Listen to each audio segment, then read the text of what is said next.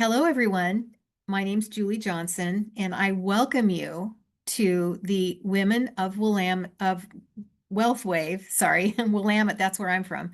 The Women of Wealth Wave, we welcome you to the May session of our 1 Million Women Take Control in 2025 initiative. Now, we are on a mission to reach 1 million more women this year with knowledge, ideas, resources, and help in their quest to reach financial security and independence. And it all starts with education. And that's why you're here tonight. So we do encourage you to ask questions throughout the event. We have a couple of people who will be manning the chat and answering your questions for you. So we're hoping that after our time together tonight, you will be on a mission as well to help us spread the word of this important information. Now, as moms and or caregivers, we're celebrating you this month, but we often overlook our own needs as moms and caregivers to provide that care for the people that we love. We many times use our own resources like our time, our energy, and our finances to help with the care of a family member or a loved one. Now, we are the selfless adults ready to help, and this is to be commended. However, it oftentimes can be the beginning of our inability to be prepared for our own financial futures. So we are here to start changing that trend. Today, you're going to see some statistics, you're going to learn some concepts, you're going to hear some cautionary tales, if you will, about the financial aspects of being a mom and or a caregiver for those we love. So we're glad you're here, and we are confident that you're going to learn and be inspired to start taking control of your financial future as it may relate to this aspect of our lives. Now, Rosalind Carter, back in 1997, famously said, "There are four kinds of people in this world: those who have been caregivers, those who currently are caregivers, those who will be caregivers, and those who will need caregivers." This is so true, isn't it? So let's get on to what we're going to share tonight. I am pleased to introduce you to two featured presenters tonight. Let me introduce you to our first presenter tonight, Kim Schooler. Kim is recognized as a leading advocate for women and their finances. She has been an attorney for 30 plus years and has served as in-house counsel for one of the largest financial services companies in the world. As one of the few women broker-dealer presidents in the United States, Kim has traveled around the country talking with people, especially women, about the steps to identify and achieve their financial goals. Kim later opened her own financial education practice, obtained a designation as a certified financial educator, and she recently co-authored a book with Sharon Lechter called How Money Works for Women: Take Control or Lose It, a tremendous book designed to help women remain in control of their money through every age and stage of their financial life. Please help me welcome Kim Schooler. Kim? Well, thank you so much, Julie. It is really wonderful to be with you all today. Julie, who's hosting this wonderful event this month, is coming to us from Portland, Oregon, and I'm on the opposite coast from Atlanta, Georgia. And so we know women north, south, west, east. We are caregivers. We typically, that's a wonderful thing that women do. I view it as kind of one of our superpowers that we often step up and serve as caregivers for the people who are closest to us in our life. But let's start with a little bit of financial education. So I'm going to share my screen.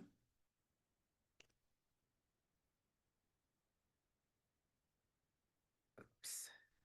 1 second. Let me go in full screen mode. And you can see on your screen the cover of the book that I wrote with Sharon Lechter. Now, Sharon, as many of you know, she's an OG when it comes to financial literacy. She co-wrote Rich Dad, Poor Dad with Robert Kiyosaki and 14 other Rich Dad books. She served as the president of the Rich Dad Company for 10 years before leaving to work with the Napoleon Hill Foundation, where she wrote Think and Grow Rich for Women, Outwitting the Devil, 3 Feet from Gold, just to name a few of her New York Times bestsellers. When we approached her about writing this book, she was all in because she loves, helping people and talking about financial literacy, but she really loved the idea of providing real life practical information for women who can apply it in their own lives. Now, why is it so important for all of us to be focused on women? Well, by 2030, in just 5 years, women are expected to control $30 trillion of the financial assets in the US. That's about 2/3 of the entire wealth in this country. Now, there are lots of ways that we are coming into this wealth. We're inheriting from our grandparents, from our parents, from our spouses, from our siblings, from our aunts and uncles, but also we've made great strides in academia as well as the workplace. We earn the majority of college and graduate degrees. In fact, we earn 60% of the college degrees out there. We make up nearly half the workforce, and we hold more than half of the management and professional careers. But, there's always a but. We still earn just 82 cents for every dollar earned by a man. Now, you all know the big reason given for this is that we are the caregivers. We take time away from our careers to raise our children, to take care of our aging parents, or maybe we have a sick spouse or partner. And so, for a lot of women, that takes us away from the workforce, causes some interruptions in our career. When we do retire, after those interruptions, after taking care of our family and, taking care of the household, we will receive just 80% of what retired men receive in Social Security benefits. So that 82 cents kind of hurts us in the present and it follows us. We stay behind because of that. Now, what are some of the things that we can do to level the playing field? Now, when you look at the book, and I hope you've already read it or you're going to read it after this course, after, this workshop tonight. But in the book, we recommend 7 things for you to consider doing in order to level the playing field in your life. The first 3, I'm not going to really talk about tonight. I'm going to focus on the last 4. The first 3 are talk about money, know your own financial situation, and eliminate the unnecessary. All 3 of those things are important. And I urge you to read the book to get with the person who invited you to this workshop to learn more about how you can do those things. But let's talk about the last 4. Number 4 is set your financial goals. Now, what we would like for you to do is think about your financial goals in terms of a time frame: short term, medium term, and long term. Now, we women, we are so good at setting those short term goals, but not as good at setting the medium and long term goals, like, planning a dream vacation or saving money for a house or a bigger house or a vacation home or, an investment property, whatever it is that you want to save money for, your kids' college education, your daughter's wedding.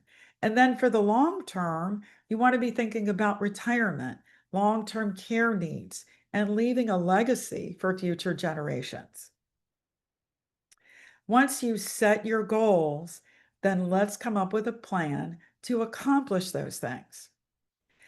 Unfortunately, nearly 75% of women don't have a plan to reach their financial goal in retirement. And, just if you think about it, put in the chat whether you've got a plan to reach your financial goal or not. We are very good at planning a party. We are very good at planning a wedding. We are very good at planning a vacation. We're extremely good at planning a girls' night out. I just love to think about what if we took those great organizational skills and creative skills that we apply to those things that bring us so much joy and laughter to our financial future. There is nothing we can't accomplish. Now, for women in particular, it's so important. We live longer and we have more healthcare needs. More than 70% of nursing home residents and almost two-thirds of Alzheimer's patients are women. And I hope it's not you, but if it's not you, it's going to be your best friend or your coworker or your sister or someone else in your life that you're close to. And so we collectively, women, have to get a whole lot better about creating our own financial plans and setting that example for the women around us. And then we need to save and invest more money. Now, there's a myth out there that you have to have a lot of money in order to save and invest money, but that's just not true. You can start with as little as $1 a day. $1 a day in a month, that's $30. In a year, that's 365. Maybe you can save $5 a day. For me, that's an equivalent of a latte. In a month, that's $150. And in a year, that's $1,825. Maybe you can save $10 a day. For me, that's a latte and a muffin. In a month, that's $300. In a year, that's $3,650. Now, women will say, that's not a lot of money. What you see on the screen does not take into account investment earnings. So let's learn a little bit about how investments grow. We're going to start with a very basic concept called the power of compound interest. And what that is interest earned on interest. We're all familiar with interest earned on principal, but what about interest earned on principal and interest? Well, let's look at the difference between simple interest and compound interest. In simple interest, interest only grows on your principal. So this chart shows a 50-year time frame. You start off with $1,500 and it earns 9% a year. But because that 9% is only applied to the 1500, you can see that it doesn't grow very much at all. In fact, sorry, I've got something that's blocking the view. It only grows to $8,250. Well, what if we looked at compound interest instead? In a compound interest situation, same 50-year time frame, same $1,500, same 9% annual interest. But instead of it only being applied to the 1500, it's being applied to 1500 plus interest. The next year, 1500 plus interest. So that interest is growing on the interest. And rather than have the 8,250 at the end of 50 years that you have with simple interest, with a compound interest situation, you end up with $132,777. So you can see how $1 a day, $5 a day, $10 a day can really grow to a significant amount of money if you are patient and let compound interest do the trick. Now, another basic concept I want to talk about is the time value of money. Now, it requires 3 action steps. We talked about some of this. Start now, save regularly, and then be patient. Time is one of the greatest assets you have. Let's look at this example. Now, Sarah's a character in the women's book and the original book. George is a character from the original book. They both want to save for their retirement. Now, Sarah is a go-getter. She starts saving at age 22. She sets aside $4,000 a year for 8 years in a row and then stops. She, deposited or invested $32,000 and stopped at age 29. Now, George is a little bit of a late bloomer. He did not start until age 30. He did the same thing Sarah did.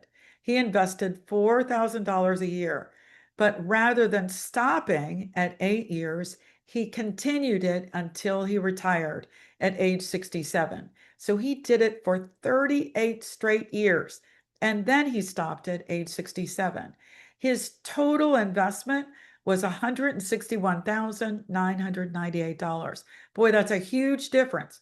32,000 Sarah invested, over or almost 152,000 George invested.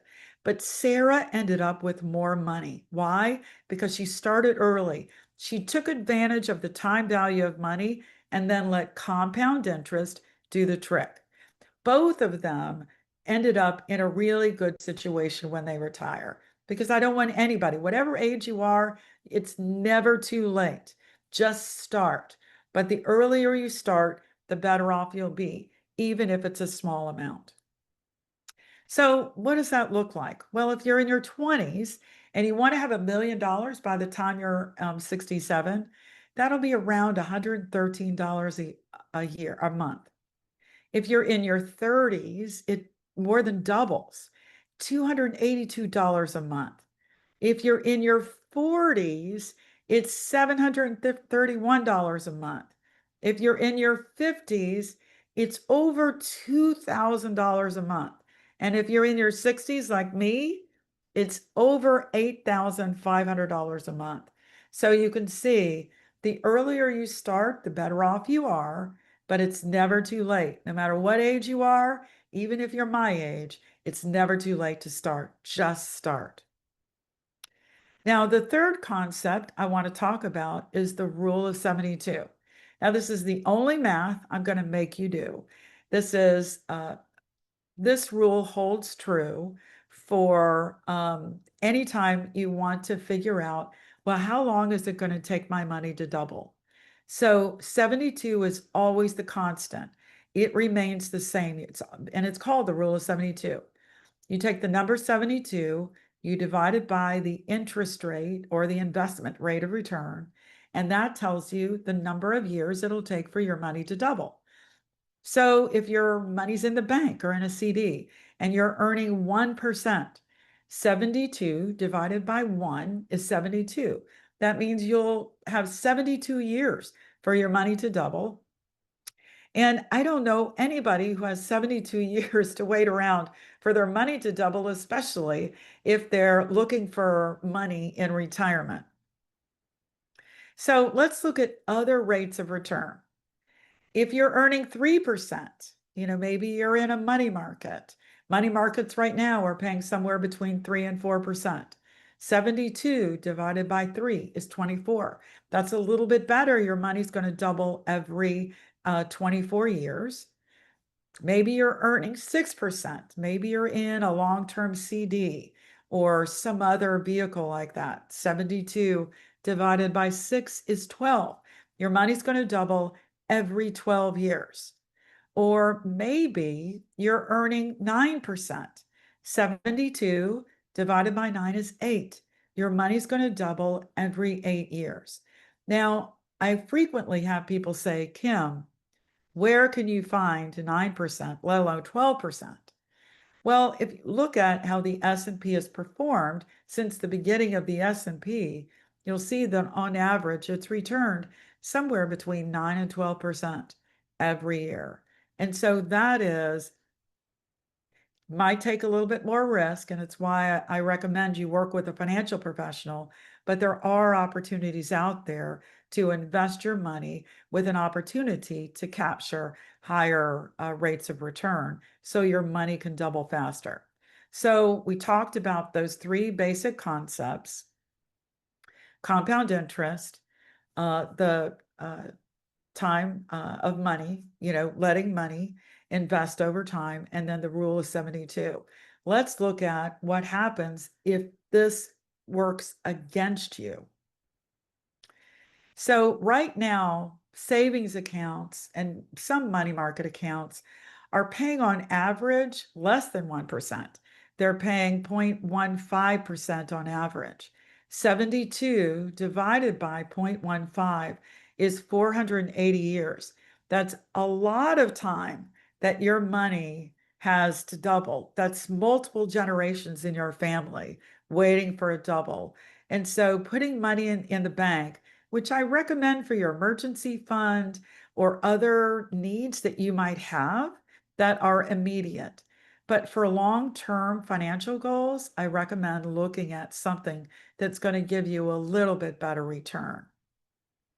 But what about what the banks are doing?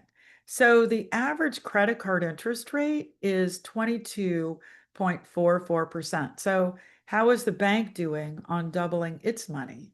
72 divided by 22.44 is 3.2 years.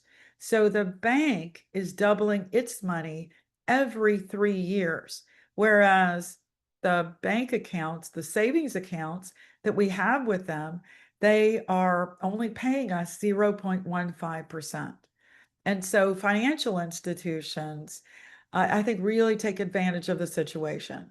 We need to have a better understanding of all three of these basic financial concepts so we can apply them in a way that's going to benefit us.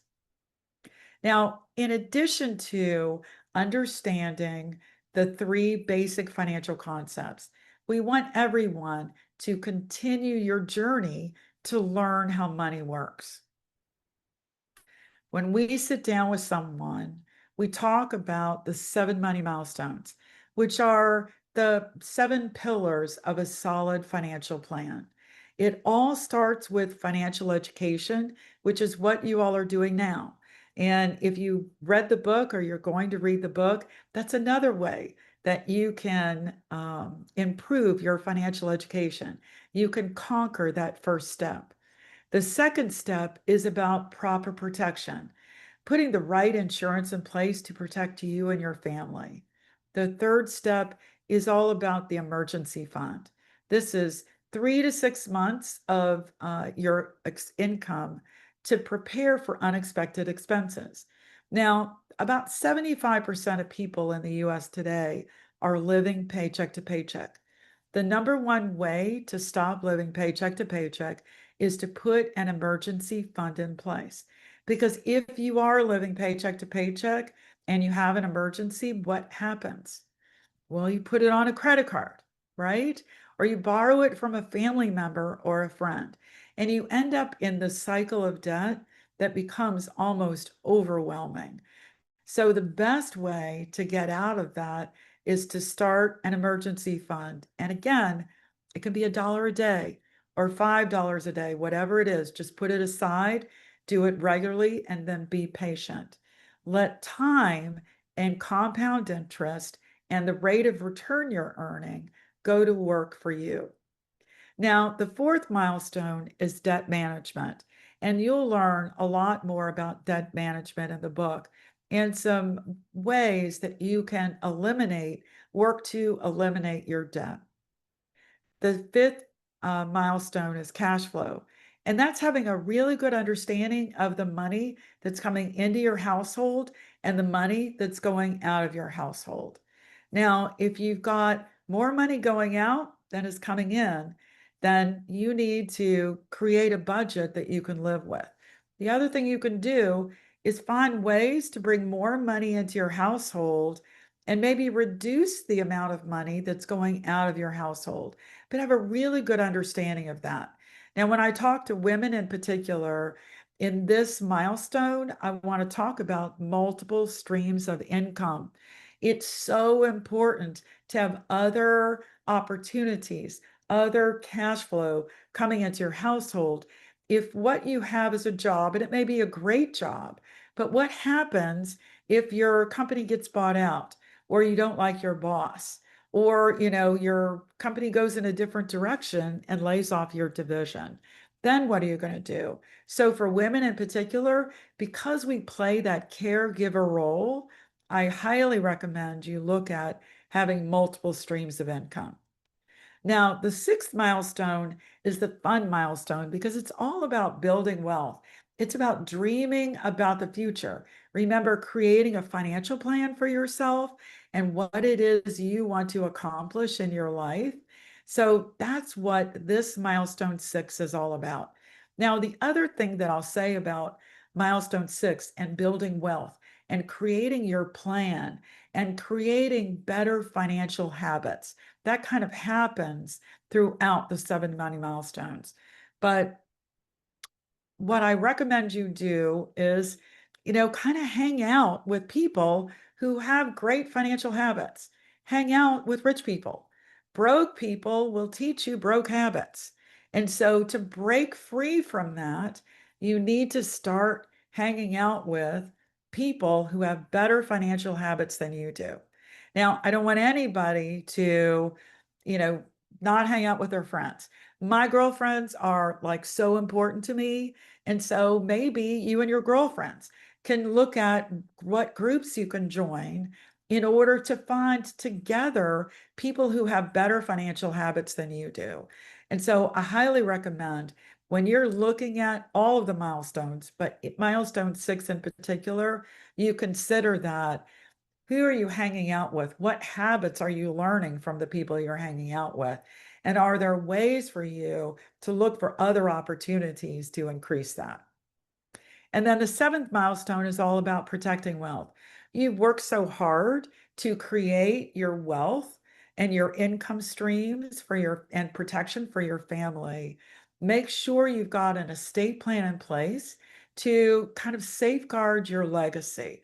We are, as women, all about caregiving, and that's a part of it, taking care of our loved ones after we pass away. It is a very loving thing to do to create your estate plan. Now, we talk about the 3 financial concepts and the 7 money milestones in the book through the eyes of 9 different women characters. And you can see on the screen their different ages, their different backgrounds, and they're going through different financial situations. And I hope you read the book and find those characters that apply to you. I myself, a lot of these characters have applied to my life in different times. The character that applies the most in my life today is the May character.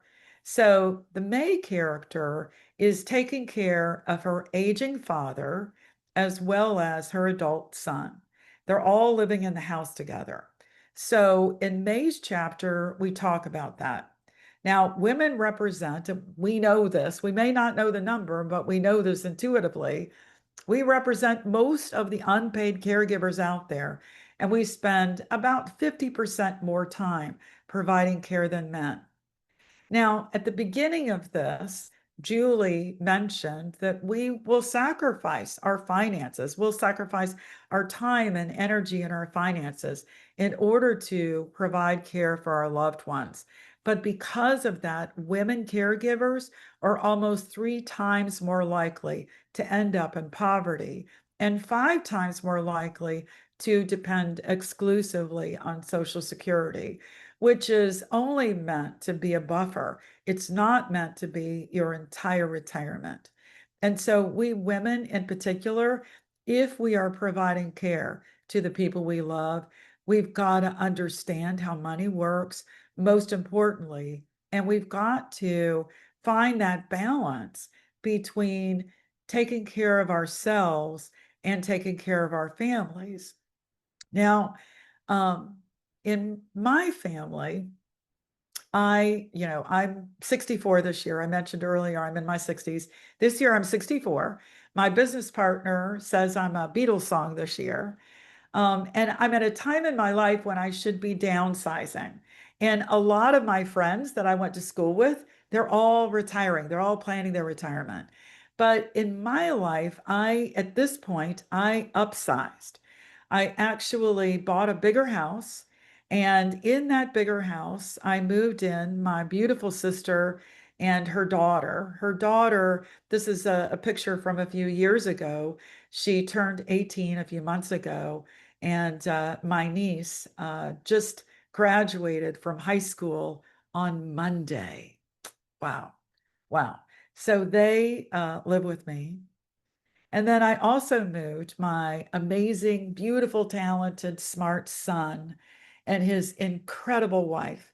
in with me, Kristen, and they're saving money for a house of their own because it's so expensive for young people to be able to afford, a decent place to live these days.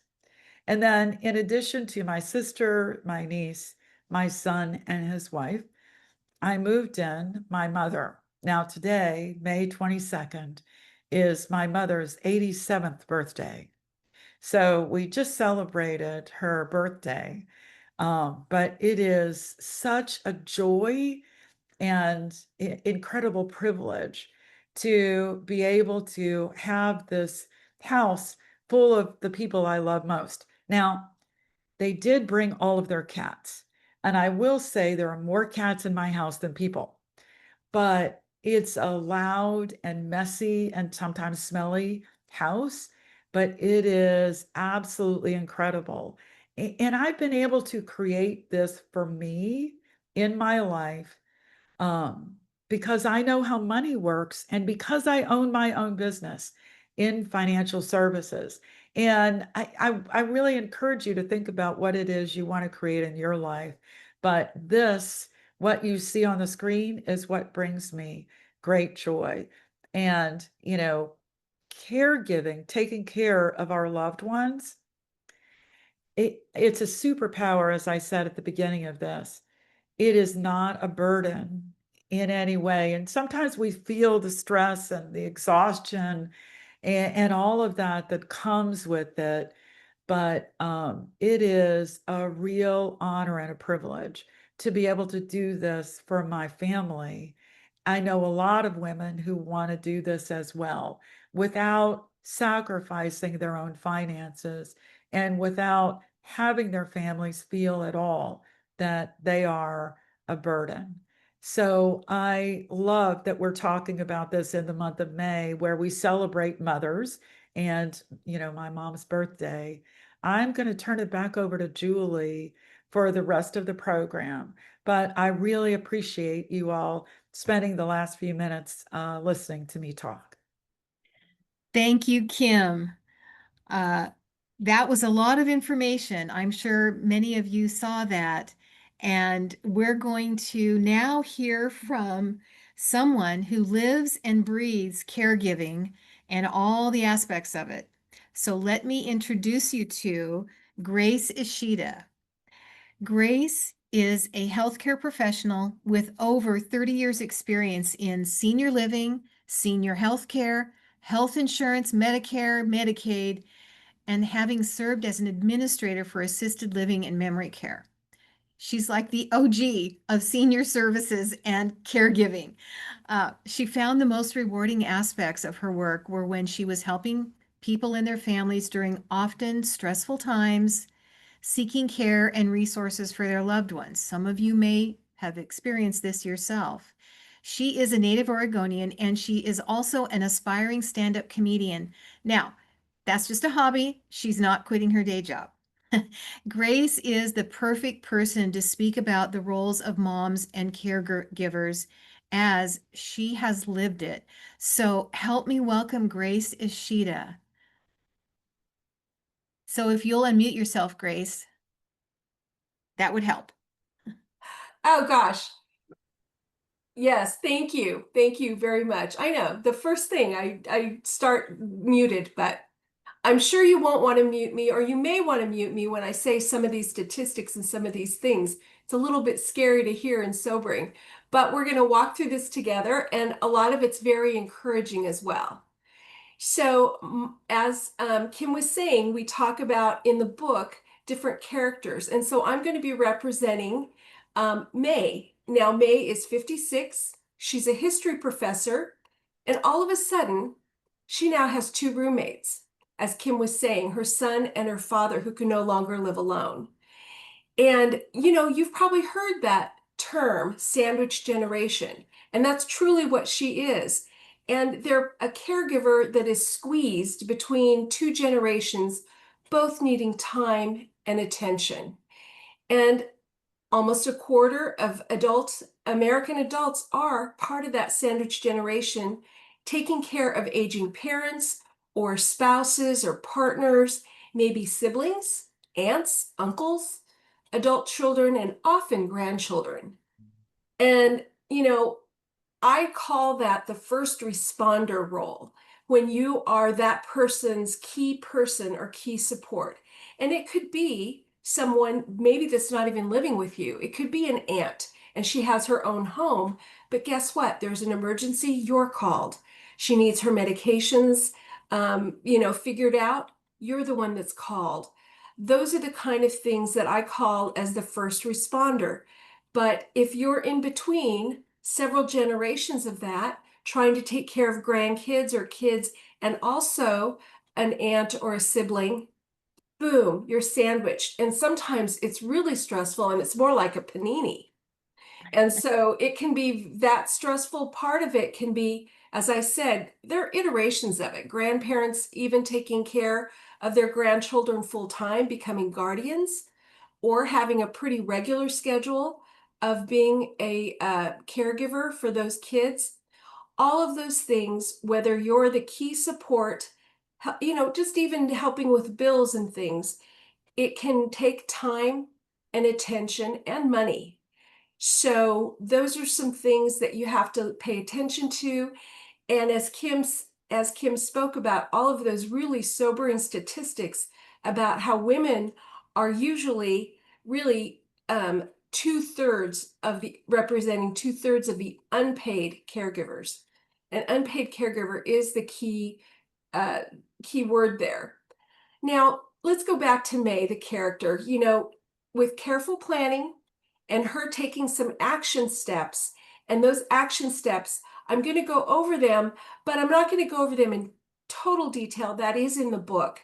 But we're going to talk about the key steps that she can take and action that will help her help her protect her retirement savings and help her promote and make her long-term care plans, and then also not burden her son down the road. Because at 56, she needs to start planning for that. In fact, she should have started. Now, with this sandwich generation household, the first thing they need to do is they need to have an open conversation and talk about, okay, how much money do we have coming in, all three of us, and where can we maybe bring in more money, or how can we save money? And so they need to have open conversation about that. And then she needs to talk to a financial professional herself. At 56, when she turned 50, she started making catch-up contributions to her retirement, but she needs to talk to a financial professional. Each of these steps, really, it's key that you talk to a professional and not try to depend on what you may or may not know. She also needs to get long-term care insurance. Now, granted, she's 56. She probably should have done that piece before. It's advisable to get your long-term care insurance before you turn 55. But there are new products and things in the market and different options and iterations that you can look into and you can purchase and invest in that actually can help you with long-term care. Because guess what? Women with our longevity, it's very probable that you are going to require long-term care, and it is not inexpensive. That's my job. I help people find their long-term care situations, and people are always astounded, especially the adult children, at how expensive it can be. But again, a financial professional can help send you on the right path to get those products and to get those plans in place. Now, a side note here, when I talk about long-term care insurance, if you have long-term care insurance, or maybe your loved one has it, and if you've ever gone through the whole process or anticipating the process of making a claim on it, get the help of a care professional like myself. I'm a senior advisor and I help people get ready to apply, or what they call make a claim on their long-term care insurance. And I can't tell you how many times people get very frustrated. They say, my gosh, mom and dad have been paying into this thing for 20 years and then they applied and they got denied. What's going on? And that's because there are a lot of ways to get tripped up on it. And so it's good to talk to a professional because you need to know exactly how to go through the steps of making the initial claim. And if you get denied, I know for me, I've helped a lot of people make their appeals, but you have to be knowledgeable about it. And so get the help of a professional for that. So back to the action steps for May. She also needs to increase her emergency fund. If you're in a spot and you've got a lot of people depending on you, like in her situation, if something were to happen, she had her emergency fund planned out, but that's when she was living by herself. Now she has a household with 3 people. So if something were to happen to her permanently or even temporarily, how are they going to pay their bills? So they need to increase the emergency fund amount. And she needs to look at her life insurance coverage. If something happened, now she has 2 people relying on her income. It wasn't just her herself. So she needs to review her beneficiaries. And if something were to happen to her, also long and short-term disability insurance. That's very important. And people don't often think of that. But again, talk to an insurance advisor, a professional. And you know what? She and her father, they need to really review their estate plan. And that needs to be done. Gosh, can the dad and the son, again, like I said, stay in the home? If something were to happen to her, could they pay the mortgage, the utilities, insurance, taxes? Those are the kind of things that need to be figured out. And I would say, here's the step number 6, action plan. Obtain advice, guidance, and assistance from an elder law attorney. Now, that's not just any kind of attorney, not just a family attorney, but an elder law attorney, because they understand all of the pieces that need to be put into place, not only for a person's will and estate, but also in terms of caregiving, because you need to maybe get a healthcare power of attorney if you need to make decisions and communicate with health professionals on behalf of your loved one. Those kind of things need to be put in place. And that professional can help May with that. And she needs to also get a really good idea of the cash flow. I know Kim spoke about this. What is the cash flow coming into the house? But she needs to really figure out.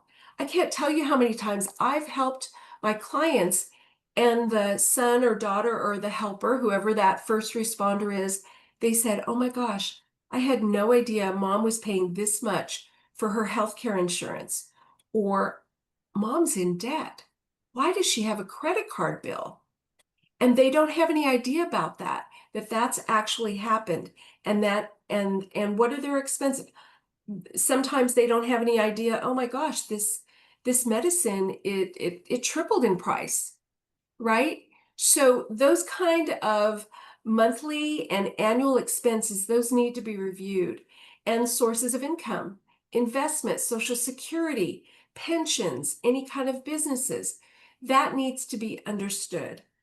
And another thing too is, what are some other resources? Because if you're looking at getting help into the home or placing someone, there actually are a lot of sources of help for that people don't know about.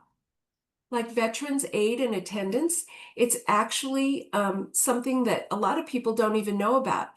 And again, talk to a senior living advisor. They can walk you through that process, because a veteran and or a widow are actually could be eligible for that help to pay for assisted living or in-home care. So those are those kind of things that need to be figured out, and then planning ahead, even if something is temporary. May needs to make sure that she's planned ahead. Does she know exactly how to apply for family leave if something were to happen to her dad? And what happens if his care needs are beyond what she can provide? Um, I will tell you, here's a side note. I just did this a couple weeks ago. things can happen so unexpectedly. And I tell people all the time, plan, plan, plan for the what ifs and hope that you don't have to even follow through with the plan. But it's better to plan ahead when there's not something urgent going on. I helped a woman, her mother down in Southern California needed to have surgery, and then she's going to need care following her rehabilitation. Well, the daughter lives up here in Portland, Oregon, but the daughter's partner of almost 30 years has just started in the last couple months having a cognitive decline. So she can't leave her in the home by herself. So she's just, torn. What do I do? Well, fortunately, I was able to help her get her partner into assisted living, temporary stay, 1 month, and that will free her up to go down to California and take care of her mother, but with peace of mind that her partner is taken care of. But those kind of things can be planned for ahead of time before the what ifs happen. And so it's all about planning. It's all about consulting with professionals. You're doing a great job here, even being a part of today's education, because you're hearing from professionals and you're hearing who you need to go and speak to and what kind of plans and action steps you need to take. And it's just, if you read the book, you'll find that women, you can have a sense of satisfaction and peace of mind that you can take care of your family and yet still stay on track to follow your goals and to follow your goals for your retirement, but also your long-term care. And again, like I said, consult with those professionals before the urgent need happens. Thank you. Thank you, Grace. That was a lot of information, and those notes, those steps, and so forth are in May's chapter in our How Many Works for Women book. So you can Yes. use that as a resource. So thank you so much, Grace. All right, well, I will finish up with a few things as well. I'll tell you a quick story about my situation when I came into this industry as a financial professional on the heels of a difficult divorce. I spoke with my parents pretty quickly into my career about the possibility of my mom needing long-term care help. We had a feeling that she might sometime in the future, and we tried to get her some long-term care insurance, but she didn't qualify because she already had the beginnings of a situation that would disqualify her from getting some long-term care insurance. But my parents planned in advance, and they were able to have the resources to have lots and lots of in-home care so that my mom was able to stay at home, and she did eventually pass away at home. And I'm so grateful that my parents planned even though they couldn't qualify for long-term care insurance. And I thought to myself back then, I don't want my son, Brad, to have to go through this and have to be responsible for caring for me. And so I took it upon myself to make sure I had uh, several options ready for myself when, God forbid, one day I do need some care, either in home or in a care facility. I hope that doesn't happen for a long, long time, but I made the plans in advance and have created the different several different options for myself for that so that Brad would have access to that. There are lots of other ways that we can plan for our long-term medical needs, not just long-term care insurance. So make sure you check with your financial professional about the other options that you might have if long-term care insurance is not something for you. I'm going to go ahead and share my screen, and we're going to finish out this evening. So bear with me, everyone, and let me do that real quickly.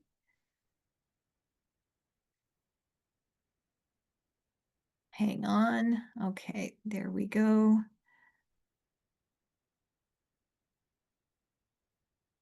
Oops.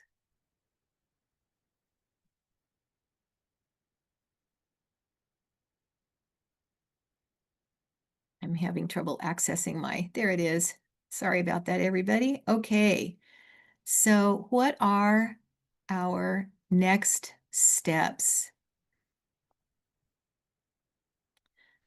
Again, I'll remind you of our beautiful statement from Rosalind Carter that there's 4 kinds of people in this world: those who have been caregivers, those who currently are caregivers, those who will be caregivers, and those who will need caregivers. I think that covers everyone. And that's what I loved about it. So the next steps, you've heard it from all of us. Talk about money with your family and friends. Understand the situation you're in. You've gotten a number of ideas tonight, and you can get a copy of the book and go and do the research and find the notes and so forth in the book that follows what both Kim and what Grace have shared today. Also, think about the long-term, short-term, and medium-term financial planning you need to do. Make sure you are thinking about taking care of yourself as well as the people that you may be a caregiver for in the future. And I want to also, remind you, it's just like they say in the airplane: put your own oxygen mask on first and then help the person next to you. Well, make sure you have your own financial house in order and you know that you can be taken care of in the future. And that will give you the peace of mind to be able to reach out and be a caregiver for those that you love. Save and invest more money. That's what it's all about, even if it's just a little bit, as Kim shared with us. Continue learning more about how money works. We are hosting one of these workshops every single month. And you'll be able to get the information about each month's theme. This month, of course, was moms and caregiving. And next month, we're going to be talking about couples, because June is the month of marriage and graduations. And so each month we will have a theme, and we will focus on the financial aspects of that particular stage of life. Again, you heard both Kim and Grace talk about meet with a financial professional and share your knowledge. As they say, knowledge is great, but knowledge without action is just trivia. So my goal is to help you think about taking some action. Because remember, the only person that's going to take care of you when you are an older person is the younger person you are today. That's one of my favorite statements when it comes to planning, especially for women, for their long-term care and their long-term financial planning. So you may have decided, gee, I better learn a little bit more about planning for the long-term medical care I might need. If that's the case, contact the person who invited you here tonight. Request a copy of our How Money Works for Women book if you don't have one already. And understand that there are multiple ways that you can plan for your personal long-term medical needs, and find out what all of those are with your financial professional. Also, we need help spreading our message.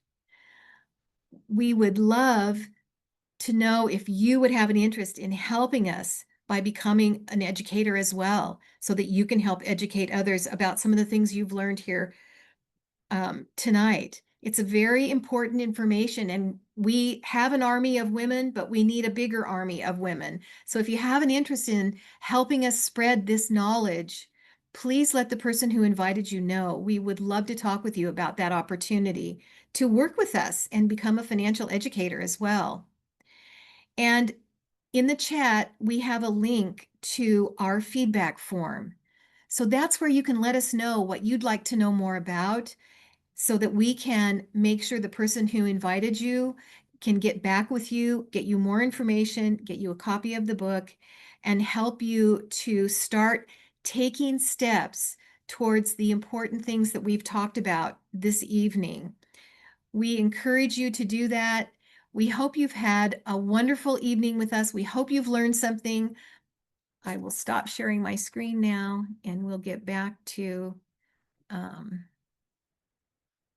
our, oh, how can I, sorry guys. There we go. All right.